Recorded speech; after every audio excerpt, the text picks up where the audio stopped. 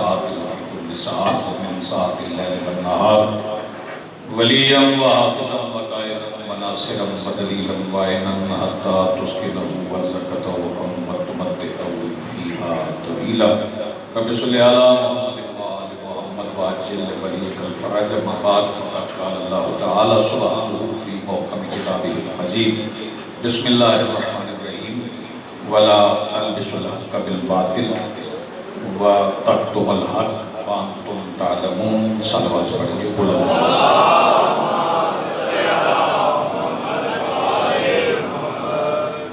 سب سے پہلے آج کی صفحہ ازا اور اس پر حاضر عزاداران و صحباران کے دلوں میں موجود ولایت علی مطلق کے وسیلہ سے درخواست گزار ہوا اپنے اس وارث کے حضور جو پردہ غیب میں وارث سے ممبر صدومی کی حیثیت سے موجود ہے کہ کائنات کا وہ مطلق العنان مدبر الامور اپنے رخ سے حجاب غیبت ہٹائے اور کائنات کے تمام جو اولاد سے کہے پوچھو جو مجھ سے پوچھنا چاہتے ہیں. نعمت ہے عزاداری، نعمت عظمیٰ ہے اور اس کا احساس اپنا ایام میں ہوا. وہ مومنین شاید بھی سمجھتے رہے کہ اشتہار چھپے، لوگ جمع ہوں، ذاکر آئے تو پھر عزاداری ہوگی. میری آپ سے یہ نماز ہے کہ روزانہ کی بنیاد پر ہر نماز کے بعد اپنے اپنے گھر میں عزاداری کا انعقاد کریں.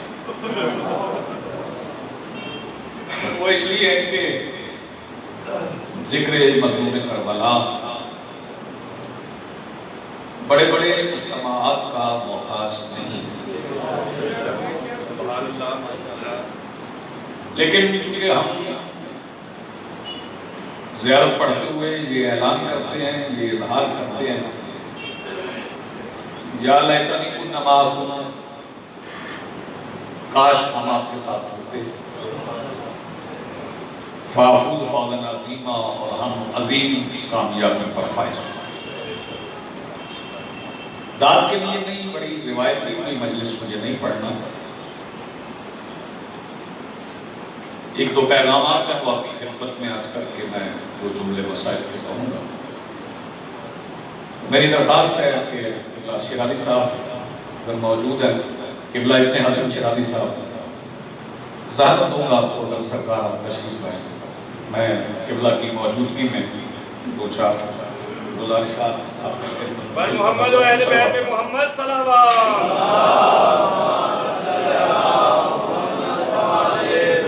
نعرہ تکبیر، نعرہ رسالت، علی حق، نعرہ حیدری، حسینیت، حسینیت، یزیدیت، بر محمد و اہل بیت محمد بلندتر صلوات.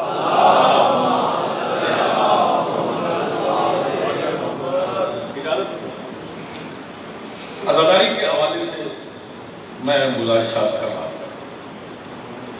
عزائے مظلوم کربلا اتنی مہم اور اتنی اہم ہے کہ خوشی کے موقع پر بھی یہ غم منانا واجب. جیسا کہ سرکار دو عالم نے 3 شعبان کے دن سرکار کریم کربلا کو اپنے ہاتھوں پہ اٹھا کے مظلوم کربلا کی مکمل شہادت اپنی بیٹی کو سنائی اور پھر گریہ فرمایا. روایات میں ہے کہ سرکار دو عالم اکثر امیر المومنین کے سر کو چوما اور سر چوم کر گریہ فرمایا. سر چومتے تھے تو پھر روتے. عزاداری روایت کا نام نہیں، رسم نہیں. عزاداری کاروبار نہیں ہے.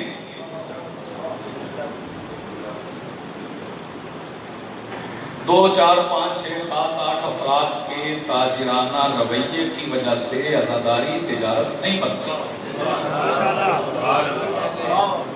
کسی کی مخالفت نہیں کرتی، ہوتا ہے ایسا۔ میں چاہتا تو دو چار لفاظی کے فکر کہہ کر آپ سے داد لیتا اور اپنا رستہ نہ، لیکن اہم گزارش، عزاداری کے مظلوم کربلا سے باطل نے ہمیشہ خطرہ محسوس کیا، ہمیشہ خطرہ۔ مجلس پہ اجازت دینے کے لیے آپ درخواست دیں، انتظامی میں پوچھتی ہے جلوس تو نہیں، گلی میں تو ماتم نہیں، لوگوں کو اعتراض نہیں ہے چار دیواری میں بیٹھ کے، ہمارے رونے پہ لوگوں کو اعتراض نہیں، ایسو پیس کے تحت چار دیواری میں بیٹھے جتنا مرضی ہو لیں، کسی کو اعتراض نہیں۔ گھر میں مجلس کروائیں تو لوگ نہیں روکتے تب ہیں جب 5 7 10 20 50 100 200 افراد ماتم کرتے ہوئے گلی میں نکلیں تو پھر روکا جاتا ہے کہ یہ ماتم نہ کریں، کیونکہ انہیں معلوم ہے کہ مولوی صاحب کے الفاظ مذہب تبدیل نہیں کرتے، سینے پہ پڑے ہوئے ماتمی کے ہاتھ سے نکلنے والی آواز مذہب بدل دیتی۔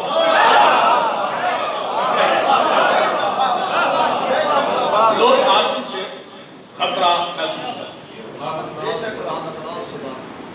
وہ آوازیں باہر سے آتی تھی، اس کے لیے ہمارے پاس مضبوط دفاع تھی۔ قبلہ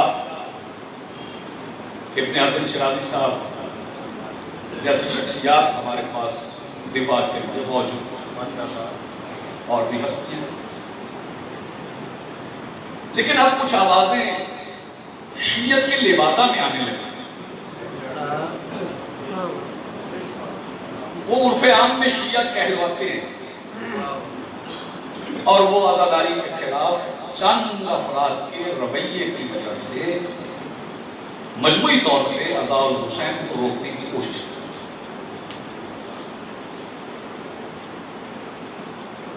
جیسا کہ پچھلے دنوں میں میرا خیال ہے کوئی بندہ بے خبر نہیں رہا ہوگا، سوشل میڈیا ہر بندہ باخبر عزاداری اور تراویح کا مقابلہ کر رہا ہے۔ میں تمہید سے رہوں گا، عزاداری اور نماز تراویح کا تقابل کیا گیا، بعد میں اس کی وضاحت کی گئی تو وہ وضاحت پہلے بیان سے بھی بس کرتا۔ تراویح ہمارے بھائیوں کے ہاں بھی واجب نہیں ہے، نفلی عبادت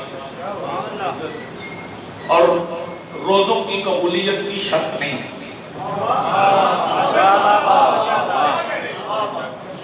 کوئی بھی اہل سنت طالب دین یہ نہیں کہہ سکتا جس نے تراویح نہیں پڑھی اس کے روزے قبول نہیں، لیکن میں پوری طالب علمانہ ضمانت کے ساتھ ایک عالم دین کی موجودگی میں ممبر کی بارگاہ میں کھڑا ہو کے شیعہ مسلک کی نمائندگی کرتے ہوئے یہ اعلان کرنے جا رہا ہوں کہ جب تک بندہ کریم کربلا کے غم میں روئے نہ اور ان کے دشمن پر لعنت نہ کرے اس کی نماز قبول نہیں۔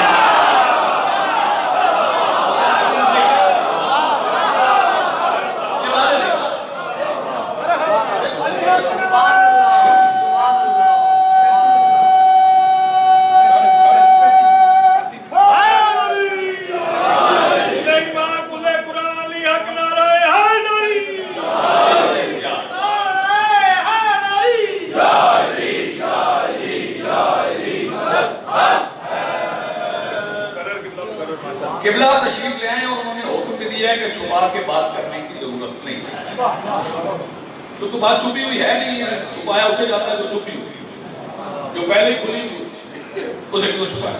کیا کہتے ہیں ہری پور ہزارہ سے تعلق رکھنے والے مولوی صاحب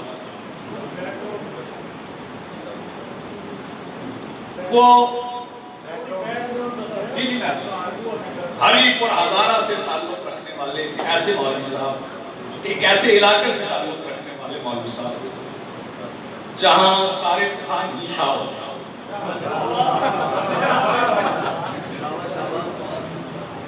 وہ یہاں پاکستان کے کچھ مدارس میں پڑھنے کے بعد پھر ایران گئے، پڑھ کے واپس آئے. نام ان کا ہے جواد. نہیں جواد، صرف جواد. نام کوئی بندہ رکھ سکتا ہے. جیسے شاہ سلمان کے بیٹے کا نام محمد ہے، سعودی عرب کا شاہ سلمان، اس کے بیٹے کا نام محمد ہے. نام رکھنے کی وجہ سے تو بندہ قابل عزت نہیں نام کی وجہ سے تو بندہ قابل عزت نہیں. نام انہوں نے بھی رکھ لیا اور انہوں نے مختلف عنوانات پر تقریریں کی اور تقریر ہوتی ہے وہ ایک قلعے کے اندر. اس قلعے کے اندر بیٹھ کے وہ تقریر کرتے ہیں. سامنے ایک تنخواہ دار مجموعہ ہوتا ہے جن کو شہریہ ملتا ہے، وظیفہ ملتا ہے، ماہانہ وظیفہ ملتا ہے. اس وظیفے کی بھی میں وضاحت کرنے گا. یہ پیغام میرا تھوڑا محفوظ ہے. انہوں نے شروع ولایت امیر المومنین کی مخالفت سے، میں تہذیب کے دائرے میں بات کر رہا ہوں، اور یہ کہا وہ ان کے کہے ہوئے الفاظ آن دی ریکارڈ ہے، آف دی ریکارڈ نہیں، کہ ولی وہ نہیں ہوتا جس کی نعتیں پڑھی جائے. حکومت کے کان پر دھون تک نہیں ہوتی، حالانکہ یہ توحید رسالت. انہوں نے کہا ولی وہ نہیں ہوتا جس کی نعتیں پڑھی جائیں، ولی وہ نہیں ہوتا جس کی قصیدے پڑھے جائیں. ولی وہ ہوتا ہے جو نظام حکومت چلائے. اس کا مطلب ہے کہ تمہارا پہلا ولی تو ضیاء الرحمن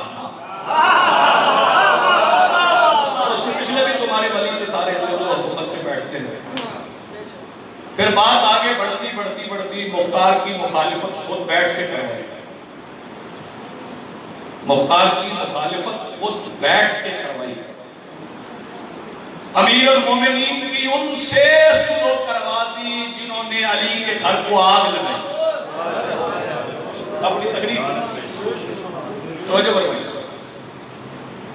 پھر چلتے چلتے وہ رمضان میں آ گئے. یہ وبائی مرض ہے، وبا آتی بھی ہے اور پھر جاتی بھی ہے، اسے رخصت نہیں ہونا ہوتا ہے. دعا تو ہے عزاداری کے صدقے سے ہی یہ وبائیں ختم ہوئی. پھر تقریر کرتے کرتے وہ آگے بڑھ گئے اور انہوں نے جو تازہ ترین الفاظ ہیں وہ ضمیر اختر نقوی صاحب نے بول ٹی وی پہ کچھ باتیں وہ مذہب تشیع کی نمائندگی میں ہی تھی. ہر بندے کا ایک اپنا طریقہ کار ہے گفتگو کرنے. وہاں بیٹھے ہوئے جو افراد تھے وہ ہراساں کرنے کی کوشش کر رہے تھے. 3-1 کا مقابلہ تھا.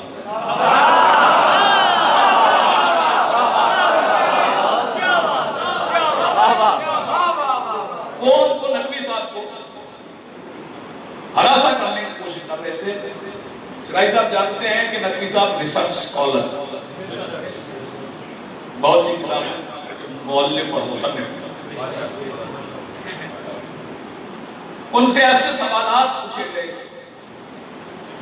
جن سوالات کے جوابات میں سمجھتا ہوں انہوں نے زبان پر عبور رکھنے کی وجہ سے بہت معقول کی. انہوں نے زبان پہ دسترس تھی تو انہوں نے بڑے معقول جواب اس کے دیے. اگر کسی کو زبان پر دسترس نہ ہوتی پتہ نہیں کیا ہوتا. پاکستان میں آگ لگ جاتی، انہوں نے آگ لگوانے کی کوشش کی. اس کے بعد جامعہ عروۃ الوثقیٰ کے صحیح جواد نقوی نے جناب ضمیر اختر نقوی صاحب کو مخبوط الحواس، توجہ فرمائیے، تم مخبوط کہہ رہے ہو، ہم مجنون ہیں. ہم مجنون ہیں اور ہم سارے مجنون الحسین ہیں. ہم سارے مجنون الحسین ہیں. ہم حسین کے لیے پاگل. توجہ فرمائیے. تو میں ان سے ہی ایک بات کرنا چاہ رہا ہوں کیونکہ لائیو جاری گفتگو اور بات پہنچانا چاہ رہا ہوں. پاک ممبر پہ کھڑا ہوں, ضمانت کے ساتھ بات کر رہا ہوں, بات کو تمام کر رہا ہوں. انہوں نے اعتراض کیا کہ دولت خرچ ہوتی ہے, جو ہوتا ہے وہ ہوتا ہے. میں ایک بات تھا ان کی خدمت میں عرض کرنا چاہ رہا ہوں, اور اس تہذیبی ممبر ہے اس لیے میں تہذیب سے بات کروں. گزارش میری یہ ہے کہ ہمیں بہت سے مدارس اور بالخصوص جامعہ عروۃ الوثقیٰ کی عمارت سے بیواؤں, یتیموں, مسکینوں اور سادات کے خون کی خوشبو آتی, کیونکہ وہ خمس پہ قبضہ کر کے بنائی گئی. خمس حق ہے غریب سادات جو نہیں پہنچے. توجہ فرمائیے گا, خمس حق ہے غریب سادات کا جو نہیں پہنچا, اور اس سے بڑی بڑی گاڑیاں خرید لی گئی. اب فیصلہ تم جامعہ عروۃ الوثقیٰ میں بیٹھ کے اپنے تنخواہ دار مجمع کے سامنے خود کر لو کہ کون سا فریق حق پر ہے. وہ حق پر ذاکر ہیں جو نظر اللہ نیاز حسین مانگتے ہیں, یا تم ہو جو سادات کی مستورات کی چادروں کے عوض ملنے والے پیسے سے کلے بنا کر اس خون پہ بیٹھ کے تم علم پھیلانے کی ایک جاہلانہ کوشش کر رہے ہو. اس کا مطلب ہے کہ تم بالکل اس کے برابر ہو جس نے بطول کا حق چھینا.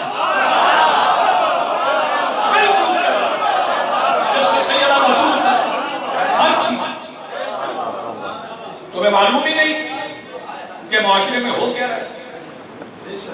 آپ بھی خبر رکھیے, میں مومنین سے بھی کہوں, بیوی پاک کا حق چھیننے والوں پہ لعنت. خمس کا غلط استعمال, خمس کا انتہائی غلط استعمال. خمس نہ دینے والا مجرم ہے. خمس نہ دینے والا, بولو ذرا سارے بولو, خمس نہ دینے والا مجرم ہے, اور سادات کے حصے کا خمس لے کر خود کھا جانے والا غدار ہے. مجرم کو معافی مل سکتی ہے, غدار کو معافی نہیں ملتی. آپ حضرات بیدار رہیں کہ سازش سے بیدار رہیں. حسین کے نام پہ کوئی جہاں بھی کاروبار کر رہا ہے اس سے آپ نے خبردار رہنا. میں بابانگے بول کہہ رہا ہوں, جو جہاں جہاں کاروبار میرے مولا حسین کے نام پہ کر رہا ہے اس سے آپ نے خبردار رہنا ہے, اور دیکھنا ہے کہ کون ہے جو حق سیدہ کو غصب کر کے پرتعیش زندگی گزار رہا ہے, لگژری میں زندگی گزار رہا ہے.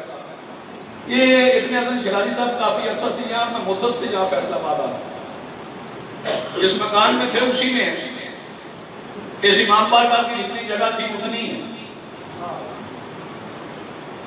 محمد والی محمد صلوات. بس بات میری تمام ہو گئی, آپ نے بیدار رہنے. یہ جگہ جتنی تھی اتنی ہی ہے, ان کے حالات جیسے تھے ویسے ہی ہیں. خمس کے غاصب کو یہ حق نہیں پہنچتا کہ وہ کسی کو تاجر خون حسین کہے. وہ اس لیے کہ جس نے بطول کا حق کھایا ہے وہ حسین کے قتل کی سازش میں شریک ہے. اور میں ایک بات آج منصور آباد میں امام بارگاہ میں سجے ہوئے ممبر کی بارگاہ میں کھڑا ہو کے بابانگے توہل کہنا چاہتا ہوں, جو بھی آج کہیں بیٹھ کے بھی عدالاری کی مخالفت کر رہا ہے وہ ویسا ہی ہے جیسا ہندا کا پوتا تھا.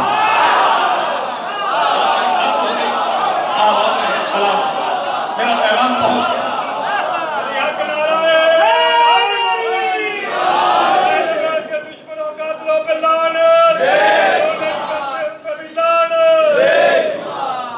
وقت اتنا تھا, حاضری ہو گئی, مجلس منعقد ہو گئی, لیکن میں مجلس تمام کرنے سے پہلے دو جملے مجھے مسائل پہ کہنے اور تابوت آ جائے. آپ نے تابوت کو دیکھ کے ہونا میرے لفظ. میں ضرور یہ کہنا چاہ رہا ہوں اور ہر جگہ پہ کہہ رہا ہوں, ٹیلی ویژن پہ بھی میں نے کہا ہے کہ ہمیں محدود کرنے سے پہلے بازاروں کا ماحول دیکھو. आज़ादारी की सूरत नहीं रुकेगी, ना हम इसे रुकने देंगे। मजलिस में बैठना बजाते खुद एक हल्फ होता है। आज जुमातुल विदा है, लोग ईद की तैयारियों में हैं। दो जुमले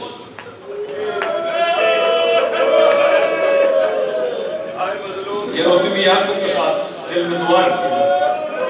इसलिए कि तरफ सैयद औसाफ अहमद मरहूम और सैयद शाह अली रिजवी मरहूम के बदलात आज जुमातुल विदा 28 रोज़ा, परसों या तरसों ईद उल फित्र, मुसलमानों के नए लिबास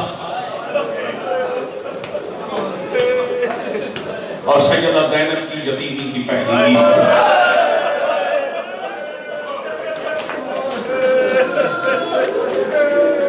एक फिक्रा मुझे पढ़ने देना, मैं उसी पे मैं ताबूत मंगवा लूंगा। रोना आपने 20 रमजान की आखिरी अफ्तार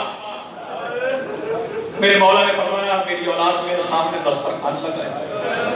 जब दस्तरखान लग गया, मौला की बेटियां मौला के बेटे दस्तरखान पे बैठ गए। जो बैठे ना जवान थे, 26 हिजरी में शहजादा अब्बास तशरीफ लाए थे, 40 हिजरी में मौला की शहादत है। 14 साल के थे अब्बास, सारी औलाद बैठी थी, मगर 14 साल का अब्बास था जो दीवारों से लग लग के बोला और मिन्नतें कर करके कहता था, हसन एक बार इजाजत दे, मैं परदेश में अपनी बहनों को यतीम करने वाले का हिसाब मांगूं। जब सारी औलाद अवतार कर रही थी तो मेरे मौला अली आवाज देके कहते, बेटा ज़ैनब, एक बर्तन में खजूरें और एक बर्तन में पानी मेरे सामने रखो। शहजादी ने शुक्र किया, बाबा कुछ खाना चाह रहे। जब पानी और खजूरें मेरे मौला के सामने आ गई तो दस्तरखान में बैठी हुई सारी औलाद की तरफ देख के अली आवाज देके कहते, हुसैन जरा मेरे करीब आओ। जब हुसैन करीब आए, अली बादशाह पानी वाला बर्तन उठा के कहते हैं, हाँ सर हुसैन, ये जरा मेरे हाथ से पानी के 2 घूंट पियो।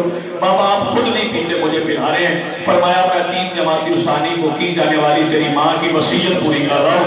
3 जमाती उसानी को तेरी माँ ने जख्मी पहलू के साथ मुझे कहा था, यार ख्याल रखना मेरे हुसैन को प्यास बड़ी लगती है। मेरे मौला अली ने जाना ताबूत, तो मेरे मौला अली ने अपने हाथों से हुसैन को पानी पिलाया। और फिर एक वो वक्त था जब सैयदा ज़ैनब बुर्का पहन के अली के हुजरे में थी। अल्लाह आवाज दे के अली कहते हैं, एक बार ज़ैनब मुझे कुरान पढ़ के सुना। शहजादी आवाज दे के कहती, बिस्मिल्लाहिर्रहमानिर्रहीम, यासीन वल कुरानिल हकीम, इन्नका लमिनल मुरसलीन। अभी मुरसलीन की नून खत्म नहीं हुई थी। अली भाई मार के कहते, बस